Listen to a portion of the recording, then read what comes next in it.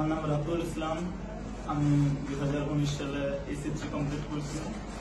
2019 থেকে 2023 সাল পর্যন্ত আমি বাইরে যাওয়ার জন্য বিভিন্ন দেশে অ্যাপ্লাই করছিলাম।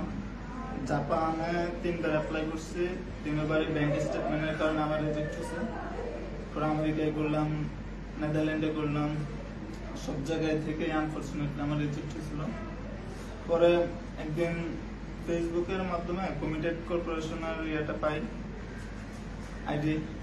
ওইটাতে ভিজিট করার পরে আমি জানতে পারলাম যে আমার জন্য সবচেয়ে ভালো যেটা হয় এটা হচ্ছে দুবাইতে ব্রিটিশ ইম্পেরিয়াল ইউনিভার্সিটিতে হোটেল ম্যানেজমেন্টে ব্যাচেলর করা, এটা সবচেয়ে ভালো হয়। আমিও রিসার্চ করলাম, রিসার্চ করে দেখলাম যে না, সবকিছু ঠিকঠাক। আর আমার যে রিজেক্ট হওয়ার চান্সটা ব্যাংক স্টেটমেন্ট আর আইএলস, এটাও আমার এখানে ম্যান্ডেটরি না।